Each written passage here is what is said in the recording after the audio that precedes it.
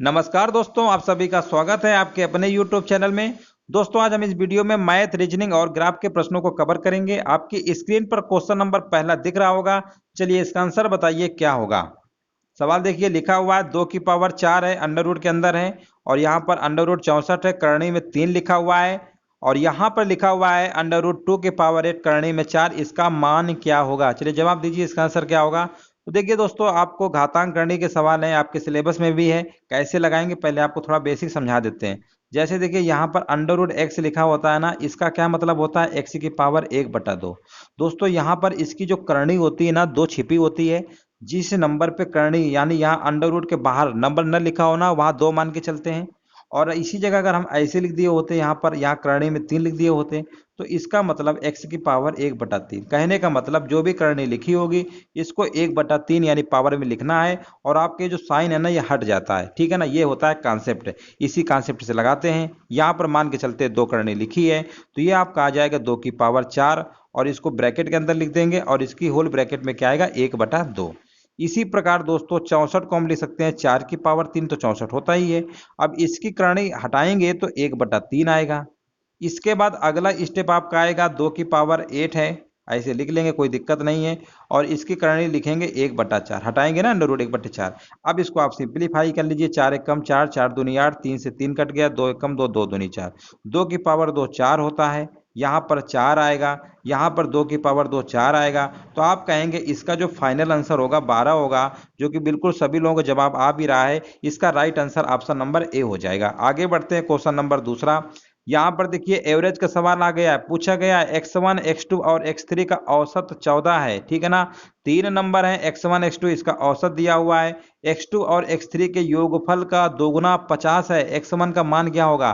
तो देखिए दोस्तों, औसत होता क्या है? x1 प्लस x2 और प्लस x3, ये होता है औसत। 3 संख्या है ना, तो बट्टे में 3 लिख देंगे और यही औसत दिया हुआ है 14। अगर हम टोटल निकालते तो क्या आता है? ये चीज हम डायरेक्ट भी लिख सकते थे, लेकिन हम चाह रहे हैं कि सभी लोगों को समझ में अच्छे से आए। तो 14 तिरे कितना हो गया? 42, यानी तीनों संख्याओं का योग हमें पता चल गया। चाहते तो हम सीधे गुणा करके सीधे लिख सकते थे। आपके 42 आ गया ना। अब यहाँ पर देखो क्या लिखा हुआ है, x2 और x3 का योगफल, यानी x2 और x3 यानी इसका जो योगफल है, योगफल का दुगुना, योगफल का दुगुना कितने के बराबर दिया हुआ है? 50 के बराबर दिया हुआ है। तो अब आप कहेंगे x2 प्लस x3 अगर हम निकालेंगे तो आप कहेंगे 50 में से 2 का भाग कर दीजिए तो आपका आंसर आ जाएगा 25। यानी हमें x2 x3 की वैल्यू पता है, क्वेश्चन में x1 का पूछा गया है। अच्छा ये बताइए, इसकी जगह अगर हम 25 रख दें और x1 निकालना है, ये इधर जाएगा तो 42 में सीधे 25 को माइनस कर देंगे तो आप कहेंगे इसका आंसर कितना आएगा? इसका आंसर 17 आएगा, यानी ऑप्शन नंबर डी इसका राइट आंसर हो जाएगा। उम्मीद है ये चीज आपको समझ में आ गई होगी। आगे बढ़ते हैं, क्वेश्चन नंबर तीसरा। यहाँ पर देखिए, यहाँ पर हमारा अनुपात का सवाल आ गया, रेशियो का आ गया है। तो देखिए दोस्तों, एक तो तरीका आपके पास ये है, जैसे लिखा हुआ है 5a माइनस 2b। रेशियो का मतलब जानते हैं बटे में होता है, यानी इसको बटे में लिख सकते हैं। बटे में कितना आएगा? 2a प्लस b, ये लिख सकते हैं। यहाँ तक आपको बात समझ में आ रही होगी। बराबर है 7/10। एक तरीका है क्रॉस मल्टीप्लाई करिए, ए बी का रेशियो निकाल लीजिए, आपका आंसर आ जाएगा। लेकिन अगर आप चाहते हैं कि परीक्षा में हम और तेजी से लगाएं तो फिर आपको क्या करना पड़ेगा? ऑप्शन लेना पड़ेगा। तो देखिए 7 आना चाहिए पहले वाले में, तो यहाँ पर अगर ए की जगह 2 रखोगे, बी की जगह 3, 2 पंचे 10, 3 दूनी 6, 10 में 6 घटाओगे 4, ये ऑप्शन हो ही नहीं सकता है। इसकी एक जगह 3 रखोगे, 3 पचे 15, 2 दूनी 4, 11 आ रहा, ये भी ऑप्शन नहीं होगा। अब इसको देखिए, 3 पचे 15, 4 दूनी 8, 15 में 8 घटाया 7 आ गया ना, बिल्कुल यहीं से आपका सेटिस्फाइड हो जाएगा और ऑप्शन नंबर आपका सी नंबर बिल्कुल सही हो जाएगा। इस तरीके से भाई ऑप्शन से लगा लीजिए, जल्दी से लग जाएगा। अगर आप बेसिक से लगाना चाहते हैं, इसको सॉल्व कर लीजिएगा तो भी आएगा, बस टाइम मैनेजमेंट में दिक्कत होगी, टाइम इसमें ज्यादा लगेगा। आगे बढ़ते हैं, क्वेश्चन नंबर चौथा देखिए। यहाँ पर पूछा गया है दो संख्याओं का गुणनफल 45 है और उनका अंतर 4 है, तो संख्याओं के वर्ग का योगफल कितना होगा? अब देखो, इस सवाल में आपको लगाना क्या है? हिट एंड ट्रायल मेथड समझते हैं ना। सबसे पहले आपको सोचना है, ऐसी दो संख्या ले लीजिए। अगर आप बेसिक से लगाएंगे तो फिर काफी लंबा होगा, तो आप सोचिए ऐसे दो नंबर बताइए, ऐसे दो नंबर बताइए जिनका गुणा करने पर 45 आना चाहिए, अंतर 4 आना चाहिए। तो आप कहेंगे 9 और 5। 9, 5 ऐसे दो नंबर हैं, गुणा करेंगे तो 45 आ रहा है। अगर इन्हीं का अंतर ले लेंगे तो 4 आ रहा है। हमने भी कहा बिल्कुल सही बात है। तो प्रश्न में पूछा क्या गया है? पूछा गया संख्याओं के वर्गों का योगफल, यानी संख्याएं हमने बिल्कुल सही माना है। 9 का स्क्वायर 81 होता है, 5 का स्क्वायर 25 होता है। आप कहेंगे जोड़ दीजिए 106 आएगा, यानी इसका जो राइट आंसर हो जाएगा ऑप्शन नंबर डी हो जाएगा सही। इसका आंसर डी नंबर हो जाएगा। आगे बढ़ते हैं दोस्तों, क्वेश्चन नंबर 5 लिखा हुआ यदि 1 का क्यूब, 2 का क्यूब, 3 का क्यूब प्लस डैश डैश है और 10 की पावर 3। अच्छा, इन्होंने पहले ही इनका जोड़ के टोटल वैल्यू बता दिया है, 3025 के बराबर है। हमने भी कहा ठीक है, अच्छी बात है। अब प्रश्न में पूछा गया है 4, 32, 108 प्लस डैश डैश 4000 का मान क्या होगा। दोस्तों जब भी इस टाइप का सवाल हो और इसका मान पूछे तो कहीं ना कहीं इसका जो दिया हुआ है ना, इसका कहीं ना कहीं यूज होगा, पक्का हम आपको बता रहे हैं, ठीक है ना। 3025 में कहीं ना कहीं इसका यूज होगा। तो देखिए कैसे लगाते हैं। यहाँ पर 4, 32 है ना, आप कहेंगे सबसे पहले 4 कॉमन ले लीजिए, अंदर आएगा 1 प्लस 4 अट्ठे 32, यानी हम 4 अट्ठे 32 8 आएगा। इस तरीके से यहाँ पर कितना आएगा, 4 दूनी 8, 4 सत्ते 28, इस तरीके चलता रहेगा और यहाँ पर 1000 आ जाएगा, ठीक है ना। इस तरीके से आ जाएगा। फिर यहाँ पे दोस्तों इसको हम ऐसे लिख सकते हैं, 1 का क्यूब लिख सकते हैं, नहीं लिख सकते बोलिए। 1 का क्यूब करेंगे तब भी 1 आएगा। 8 को हम लिख सकते हैं 2 का क्यूब, 27 को लिख सकते हैं 3 का क्यूब, और ऐसे चलता रहेगा और 10 की पावर 3। इसी की वैल्यू क्वेश्चन में दिया हुआ है 3025 है। आपको क्या करना था, 3025 में से 4 से मल्टीप्लाई कर देंगे, आपका आंसर आ जाएगा।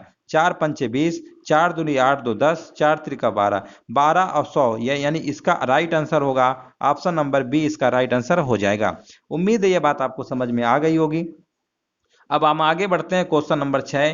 दोस्तों ये सवाल हमने कल के टेस्ट में कराया था, जिसमें से इसका जो आंसर है हमने जल्दबाजी में एक 121 नंबर जो पूर्ण वर्ग होता है छोड़ दिया था। हालांकि काफ़ी लोगों को कमेंट भी आए थे, कमेंट पे ज़्यादा हम ध्यान नहीं दे पाए, तो ये प्रश्न आपका कल गलत हो गया था। उस पर हमने 6 आंसर बताया था, 6 नहीं होगा, क्योंकि यहाँ पर देखिए पूर्ण वर्ग संख्या पूछी गई है, 121 को हमने नहीं लिखा था, बाकी सब हमने सही कराया था। कभी कभी हो जाता है, ठीक है ना, बहुत रेयर केस में गलतियां हो जाती हैं, तो उस पर कभी माइंड नहीं करना चाहिए, है ना। चलिए 169 के बाद 225 आएगा, 225 के बाद 256 आएगा, ठीक है ना। 256 के बाद आपका 289 आएगा। ये सब हमारे क्या होते हैं, पूर्ण वर्ग होती हैं संख्याएं। तो टोटल हमारे पास कितनी आई हैं, 225 और यहाँ पे 44, 169, 256, 289। तो पूछा क्या गया था, 120 और 300 के बीच कितनी पूर्ण संख्याएं होंगी। देखिए 14 के स्क्वायर फिर भूल जा रहे हैं, 196 होगा, ठीक है ना। ये देखो 11 के स्क्वायर है, 12 के स्क्वायर है, 13 का है, 14 का है, 15 का है, 16 का है, 17 का, यानी टोटल हमारे पास कितनी पूर्ण वर्ग संख्याएं आएंगी, 7। इस प्रश्न का जो कि आंसर गलत हो गया था। आप काफी लोग मतलब समझते होंगे कि कभी कभी ऐसी गलतियां हो जाती हैं। चलिए आगे बढ़ते हैं, क्वेश्चन नंबर 7। यहाँ से दोस्तों हमारे रीजनिंग के प्रश्न स्टार्ट हो जाते हैं। दिए गए विकल्पों में से विषम शब्द चुनिए। अब विषम बताइए, तो जिंक, रजत, प्लेटिनम, कांस्य। तो देखिए यहाँ पर ये सब हमारी क्या धातु होती हैं, लेकिन कांस्य हमारा क्या होता है, ये हमारा मिश्र धातु होता है। तो यही आपका इसका विषम हो जाएगा, ऑप्शन नंबर बी। आगे बढ़ते हैं और यहाँ पर देखिए, यहाँ पर हमारा कथन निष्कर्ष का एक क्वेश्चन आ गया है। सीधे हम कथन पे फोकस करते हैं और इसको लगाने की कोशिश करते हैं। प्रश्न को ध्यान से देखिए, लिखा हुआ है कुछ चाबियां जो है ताले हैं, यानी कुछ ये चाबी है, मान लीजिए क्या है, चाबी है। कुछ चाबियां क्या है, ताले हैं। कुछ चाबियां क्या है, ताले हैं। कुछ चाबियां क्या है, ताले हैं। कुछ ताले संख्याएं हैं। कुछ ताले क्या है, संख्याएं हैं, प्रश्न में बोला है। इसके बाद बोला है सभी संख्याएं। देखो सभी बोलेगा ना तो आपको ऐसे बनाना है, सभी जो संख्याएं हैं, यहां से किनारे से लीजिएगा ऐसे, सभी संख्याएं क्या है, अक्षर है, यानी ये सभी संख्याएं क्या है, अक्षर हैं। अब सभी अक्षर क्या है, शब्द है, फिर आपको ऐसे ही लेना है, सभी अक्षर क्या है, शब्द है। सभी अक्षर क्या है, शब्द है। इतना आप कर लेंगे, कोई यहाँ तक दिक्कत नहीं होगी। अब प्रश्न में निष्कर्ष को पढ़ते हैं। कुछ शब्द संख्याएं हैं, तो आप कहेंगे कुछ शब्द संख्या में आ रहा है। जब बाहर से अंदर की तरफ आते हैं तो बिल्कुल सही बात लिखा है। कुछ ताले अक्षर हैं, तो कुछ ताले अक्षर हैं, बिल्कुल सही बात है। यानी इसका जो राइट आंसर हो जाएगा, ऑप्शन नंबर ए निष्कर्ष फर्स्ट और सेकंड दोनों निकलते हैं। ऑप्शन नंबर ए इसका राइट आंसर हो जाएगा। आगे बढ़ते हैं क्वेश्चन नंबर 9। यहाँ पर देखिए पूछा गया है, यदि किसी सांकेतिक भाषा में 256 का अर्थ है लाल रंग चाक, 589 का अर्थ है हरा रंग फूल तथा 245 का अर्थ है सफेद रंग चाक, तो उसी भाषा में सफेद के लिए कौन सा अंक होगा। अब देखिए सफेद का पूछा गया है, तो सबसे पहले आप देखिए सफेद आप कहाँ पे रहा है, आप कहेंगे 245 में एक सफेद होगा, एक रंग आ रहा है, एक चाक, यानी 2 4 5 में कोई एक ऑप्शन सही होगा। तो पहली बात तो 8 किसी हालत में नहीं हो सकता है, ये तो 2 होगा या तो 4 होगा या 5। अब हम यहाँ पर देखते हैं, यहाँ पर रंग आया है और रंग इसमें भी आया है, तो इसका मतलब इन दोनों में कॉमन 5 आपको दिख रहा है। इसका मतलब 5 हमारा कोड किसका है, रंग का है। 5 हमारा रंग का है, ये हमने डिसाइड कर लिया है। आगे हम बढ़ते हैं, इसी में देखिए दोस्तों चाक भी लिखा था, यहाँ पर भी चाक है और यहाँ पर भी क्या है, ऊपर वाले में भी चाक है। इसका मतलब 2 नंबर आपका चाक का भी हो सकता है, 2 नंबर चाक। तो बचा क्या, 4 नंबर बचा है। इसका मतलब 4 नंबर आपका क्या हो जाएगा, 4 नंबर आपका क्या हो जाएगा, आपका आंसर हो जाएगा सफेद के लिए, यानी ऑप्शन नंबर ए इसका राइट आंसर हो जाएगा। इस तरीके से आपको लगाना था। अब यहाँ देखिए कैलेंडर का प्रश्न आ गया है, यदि 15 अगस्त के बाद का 10वां दिन गुरुवार हो तो इसी महीने के पहले वाले महीने का अंतिम दिन क्या होगा। अगस्त के पहले आपका क्या आता है, जुलाई आता है, यानी प्रश्न में बोला है इसी महीने के पहले यानी जुलाई, जुलाई का यानी 31 जुलाई को हमें बताना है कौन सा दिन होगा, ठीक है ना। हमें ये फाइंड करना है 31 जुलाई को कौन सा दिन होगा। तो देखिए दोस्तों 10 अगस्त के बाद 15 दिन बाद गुरुवार आता है, यानी सीधे सीधे नहीं बोल सकते हैं कि 25 तारीख को आपका कौन सा दिन है। 25 तारीख को दोस्तों गुरुवार है। 25 तारीख को अगर गुरुवार है तो 7 दिन में रिपीटेशन होगा, 7 त्रिका 21 इसमें घटा देंगे, यानी आप कहेंगे 4 तारीख को भी गुरुवार होगा। 4 को भी गुरुवार होगा तो 3 तारीख को आप कहेंगे बुधवार होगा, 2 तारीख को आप कहेंगे मंगलवार होगा, 1 को कहेंगे सोमवार होगा, 1 को सोमवार होगा, तो 31 का कौन नहीं बता पाएगा, 31 का रविवार होगा। ऑप्शन नंबर बी इसका राइट आंसर हो जाएगा। इस तरीके से आपका इसका आंसर देना था। आगे बढ़ते हैं दोस्तों, यहाँ से हमारा रैंकिंग एक क्वेश्चन आ गया है जो कि आपके सिलेबस में है।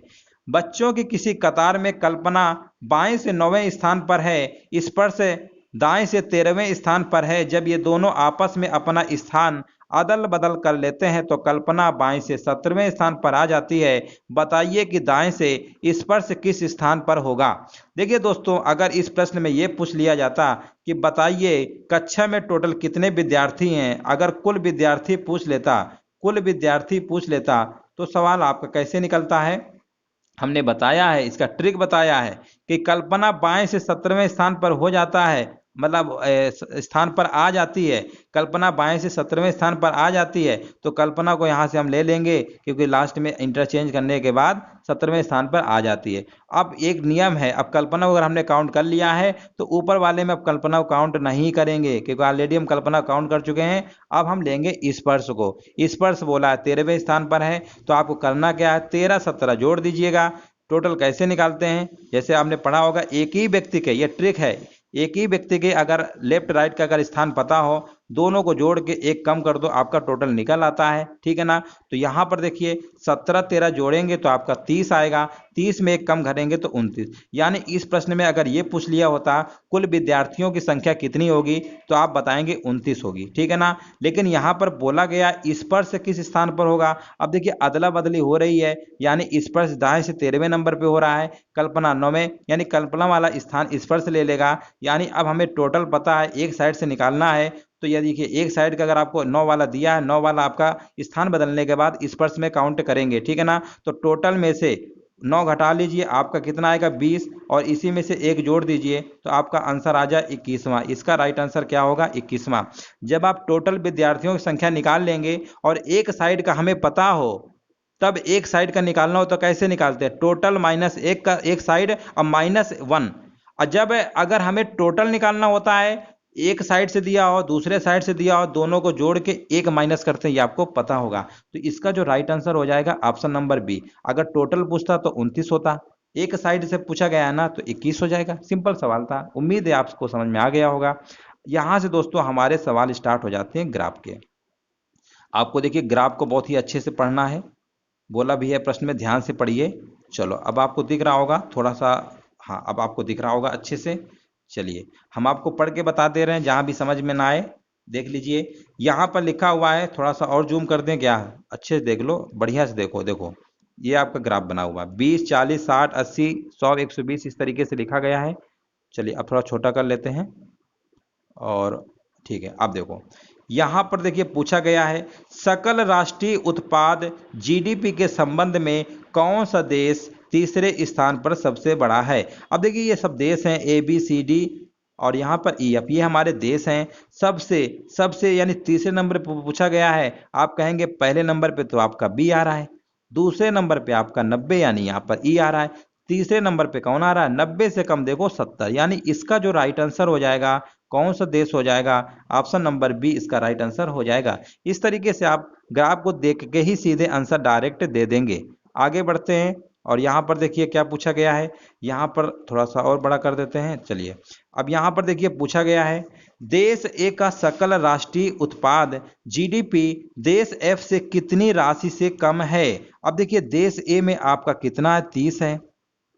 देश एफ की अगर हम बात करते हैं 50 है, सभी को अच्छे से दिख रहा है 30 है, इसके पास 50 है, कितना कम है 20, यानी ऑप्शन नंबर इसका राइट आंसर हो जाएगा ए नंबर, यानी 20 अरब अमेरिकी डॉलर क्या है, कम है। सिंपल सवाल था, आपको ये भी ग्राफ से देख के लग गया, बिना लगाए आपके सवाल देखो लग गए, इसलिए ग्राफ वाले सवालों को घबराना नहीं है। यहाँ पर हम बढ़ते हैं और यहाँ पर देखिए पूछा गया है, देश ई का देश जो है, देश ई का देश ए सी एफ के कुल सकल राष्ट्रीय उत्पाद से क्या अनुपात है। तो आप कहेंगे ई वाले का 90 है, हमने भी कहा 90 आया, चलो 90 लिख लेते हैं, अनुपात बना लीजिए। ए सी एफ यानी तीनों देशों का, तो ए का आपका 30 है, ए का आपका 30 है, और सी का बोलेंगे तो सी का कितना है आपका, सी का आपका कितना है, सी का आपका 70 है, और एफ का कितना है, एफ का आपका कितना है 50 है, ठीक है ना, इन्हीं को जोड़ लीजिए, ठीक है ना। तो जोड़ लीजिए 70, 30, 50, 150 आ गया, 150 आ गया ना। अब आप कहेंगे 0 0 काट लीजिए, 3 त्रिका 9, 3 पचे 15, इसका जो राइट आंसर होगा 3:5, यानी ऑप्शन नंबर ए इसका बिल्कुल सही आंसर हो जाएगा। आगे बढ़ते हैं दोस्तों, क्वेश्चन नंबर 84 देखते हैं और यहाँ पर देखिए क्या पूछा गया है। यहाँ पर देखिए पूछा गया, थोड़ा सा ऑप्शन आप देख सकते हैं अच्छे से, चलो अब आपको दिख रहा होगा अच्छे से, थोड़ा और जूम कर देते हैं। चलो यहाँ पर देखिए पूछा गया है, यदि पिछले दशक में 6 देशों के संयुक्त राष्ट्रीय उत्पाद में 50% की वृद्धि हुई है, 50% की वृद्धि का मतलब समझते हैं, इसकी फ्रैक्शन वैल्यू 1/2 होती है, यानी 2 वाली चीज 3 हो जाती है। 2 वाली चीज कितनी हो जाती है, 3 हो जाती है। यहाँ पर बोला है कि तो 10 वर्ष पहले उनका संयुक्त वार्षिक सकल राष्ट्रीय उत्पाद कितना था, यानी 3 यूनिट की वैल्यू दिया है बाद वाली और पहले वाली पूछा है। तो ये देखिए टोटल पहले सबको जोड़ लीजिए, क्योंकि 6 देश है ना, इसका 30 है, इसका 100 है, 130 हो गया, 70 जोड़ेंगे 200 हो गया, 220, 220 में से 90 जोड़ेंगे तो 310 आएगा, 310 में से 50 जोड़ेंगे 360 आएगा, यानी आप कह सकते हैं 3 यूनिट की वैल्यू 360 दिया है, यानी ये इसका 120 गुना है, तो इसका भी 120 गुना निकाल लीजिए, तो इसका 120 गुना कितना हो जाएगा 240, यानी इस प्रश्न का जो फाइनल आंसर आएगा 240, यानी ऑप्शन नंबर सी हो जाएगा। इस तरीके से आपको लगाना था। चलिए दोस्तों यहीं तक सवाल आपके थे, आपके ग्राफ के सवाल आज हमने लिया है, कल इसके पहले वाले वीडियो पे हमने तालिका करवाया था। ठीक है दोस्तों, सारे क्वेश्चन में अगर आपको समझ में आ गया तो वीडियो को सभी लोग लाइक शेयर जरूर कर दीजिएगा, और जो लोग नए आए चैनल को सब्सक्राइब जरूर करके जाइएगा। इसके अलावा किसी क्वेश्चन पे अगर डाउट वगैरह होता है, समझ में नहीं आता है, तो बाद में आप ऑफलाइन कमेंट छोड़ सकते हैं। कमेंट हालांकि हम सभी का पढ़ते हैं, जहां भी कुछ दिखता है अगले दिन हम क्लियर कर देते हैं। वीडियो देखने के लिए दोस्तों धन्यवाद।